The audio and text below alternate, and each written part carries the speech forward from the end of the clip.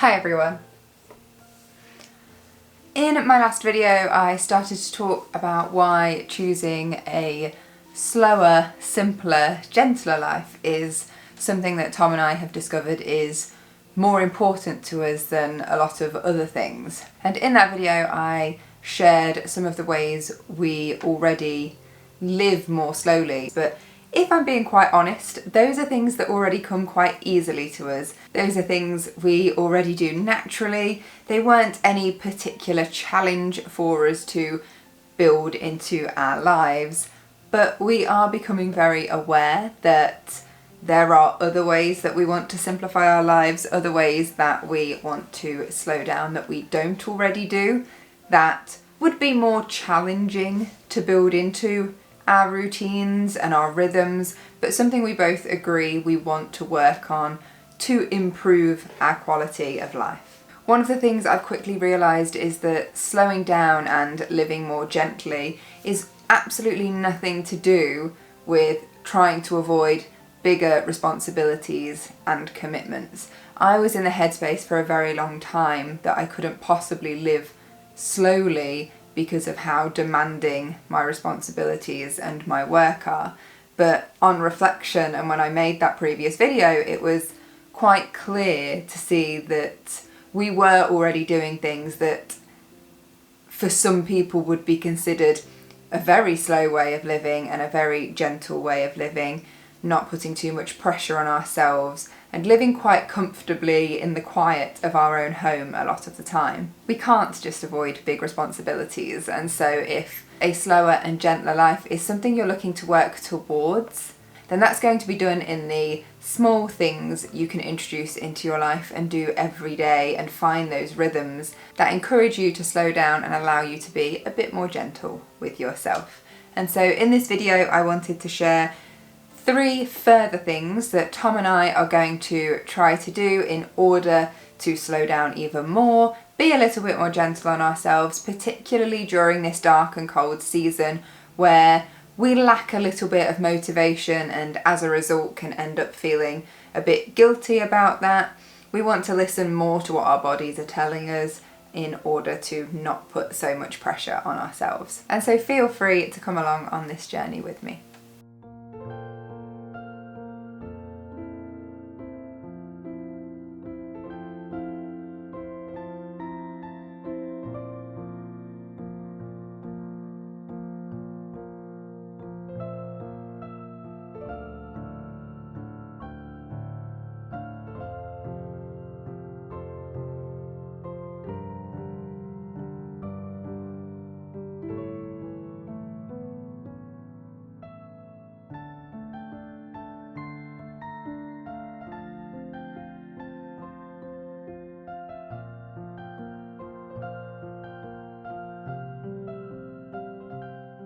And as with anyone on any sort of journey, I can still feel areas in our life where we are rushing around. We've not achieved that goal of completely living slowly. And as I've said, I don't think that's something I will ever fully achieve in the way my lifestyle is right now, but it's about those smaller things we can do all the time, every day, and the conscious choices we make to slow down in the areas we've got control over.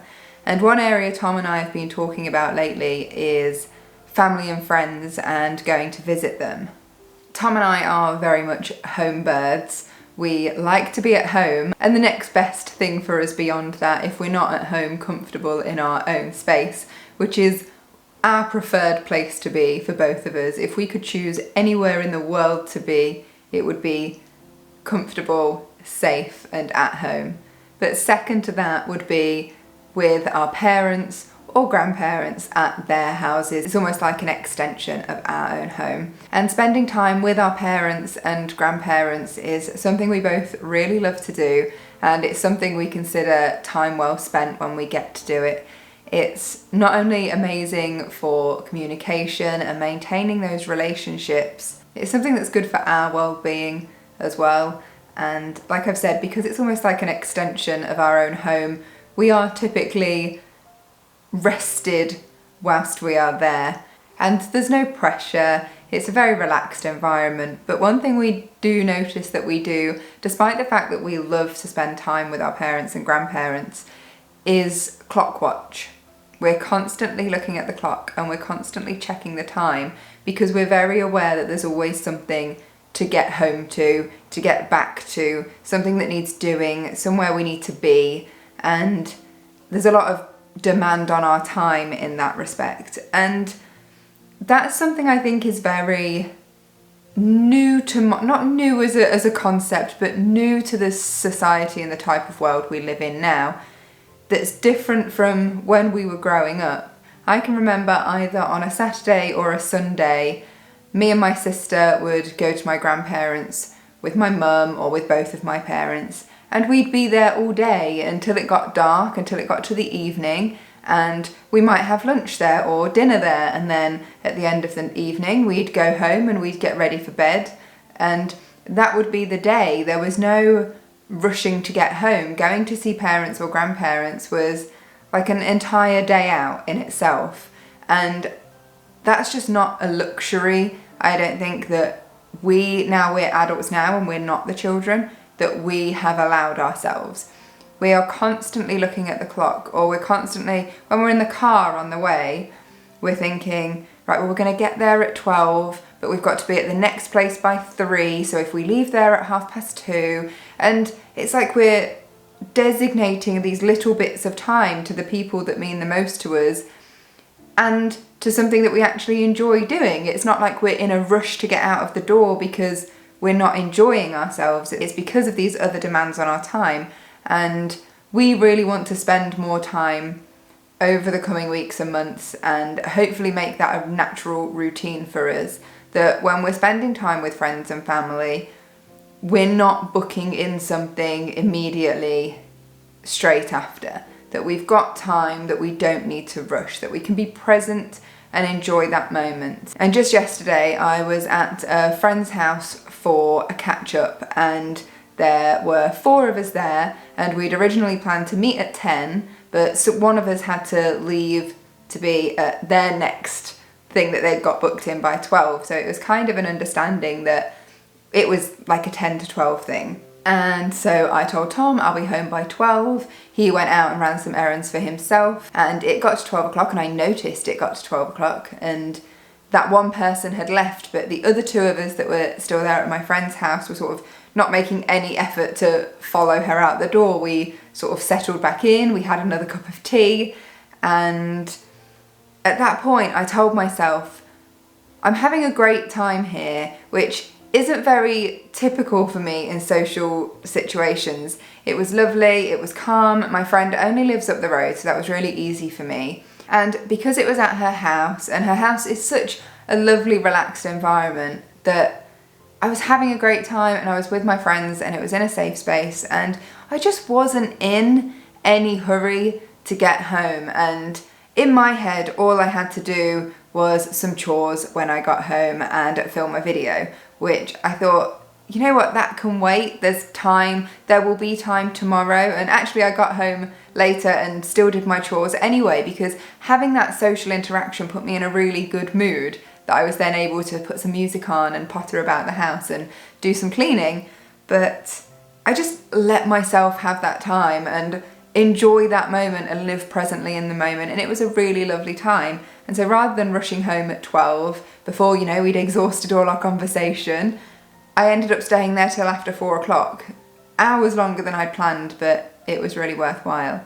And so one of our areas of focus is to not rush those social circumstances that are the ones we enjoy, the ones where we actually want to be there, we want to have these relationships with the people we love most, and we want to enjoy some calm and relaxing time with them and not be watching the clock all the time. So that's our first way we're going to slow down.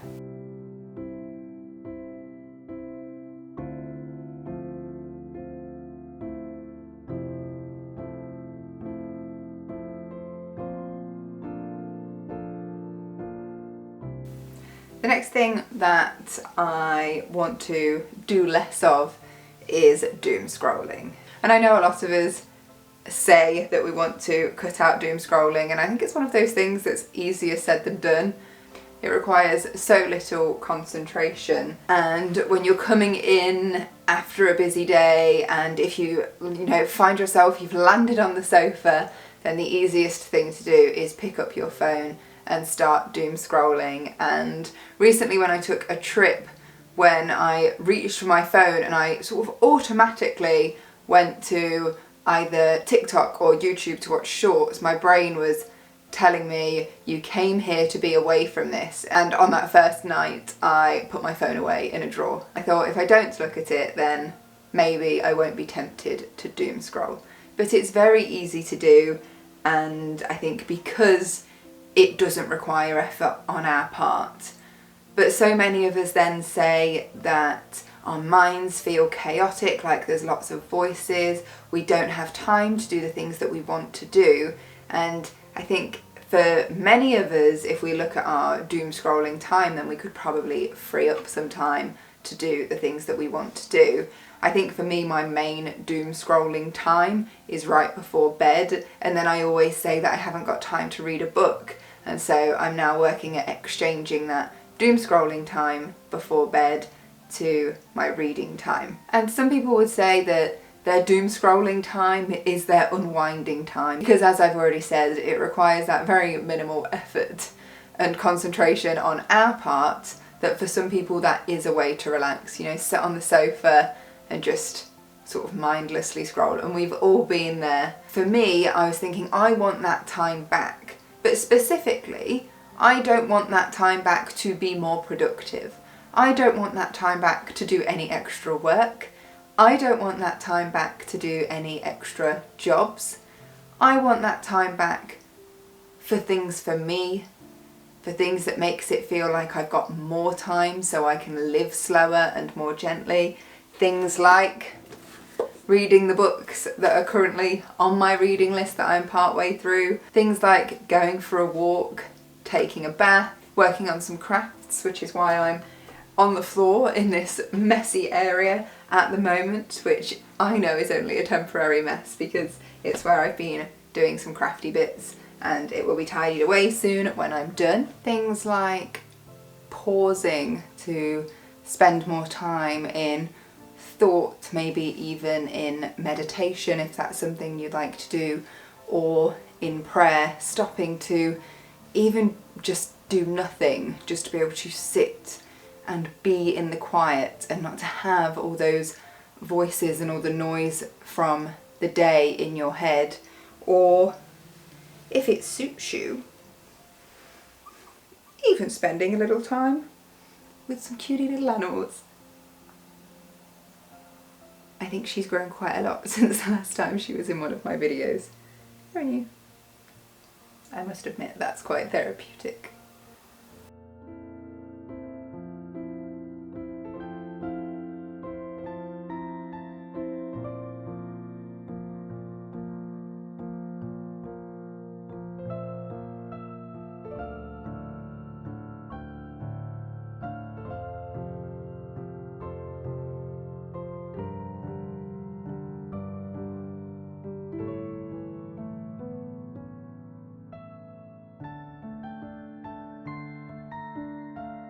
And then one more way that we are trying to slow down is actively giving ourselves slower evenings, because on reflection, if we're being realistic, we know that mornings are not going to be the slowest part of our day. We can minimise the amount of rush in the mornings, but realistically, we're never going to get it so we're not on our way out of the door to get to work. And whenever you've got to be getting somewhere, there is going to be that element of purposefulness that you've got to get ready and get gone. So really the only time for us to make a large portion of our whole day slower in this season of life is in the evenings. So one thing I've been doing the last week is, when we get home from work, not putting that instant demand on what's next. Sitting down for 10 minutes with a coffee, maybe even a biscuit, and doing nothing. And that nothing includes not doom scrolling, not picking up the phone to have a look. It's just in that moment with a cuppa and just letting the busyness and the noise of the day fizzle away, so that we actually can be in tune with our bodies and work out how this evening's going to go. Is it that we need to go and take a walk and really refresh ourselves? We can talk during that time, we get fresh air, we're out in nature, and we can refresh ourselves that way. Is it that actually after having that little sit down and just that little moment, we've got more motivation than we actually felt, and we could potentially go to the gym or go for a run or do a house clean or something? When motivation sparks, then there's no reason not to make the most of that. Or is it that we're feeling okay, but we're feeling quite cozy and at home, and maybe we'd rather take the time to cook dinner slowly, really take the time to be in the process rather than rushing it and throwing it all together, because again, there's always that next demand on our time. So being more reflective in the evenings, giving ourselves that 10 minutes, and Tom calls it my little 10 minutes. Is you gonna have your little 10 minutes? And just having that time to assess how we're feeling before we throw ourselves into the next thing. And the next thing might be more ambitious, more productive, but it might not, and either of those is fine. In this season of life, I'm definitely aiming to listen more to how I'm feeling. And I think there's a lot to be said about how you're feeling in the moment and doing the things that bring you joy. And I know that sounds like the opposite of having any sort of discipline, but when you're thinking, I want to live slowly and I want to have time to read and walk and do some of those things that we associate with slow living, and being more intentional about the slowing down of time and what we do in that time, I think you are more inclined to want to do some of those gentler things. And so naturally those are the things that are going to make you happy and bring you joy, more so than forcing yourself to do something when your mind and your heart and your body really aren't in it at that time.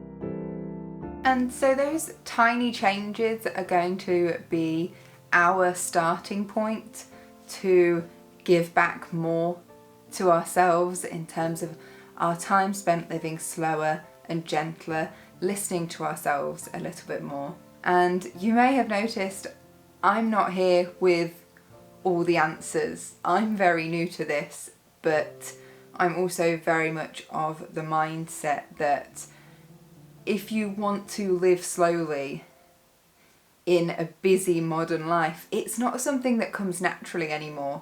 It's something we're actually going to have to go on a journey with and actively slow down. It seems so strange because we talk so much about how we have to be disciplined with ourselves and actively go out and be productive, that it seems like slowing down should be so easy, because it's the opposite. Because it is so easy to just say, well, just don't do anything then, and that will slow you right down. But that's really not what it's about. Finding the balance between living life and doing the things you want to do, but living a slow and gentle life. I think it's going to take active decisions and actions in order to incorporate all of this into everyday life. And that's why I think it's a journey, and that's why I want to start this journey and document it, much like I did with my minimalism journey when I started that way back at the start of 2020. And so if you want to follow along with this journey, if you're looking to live more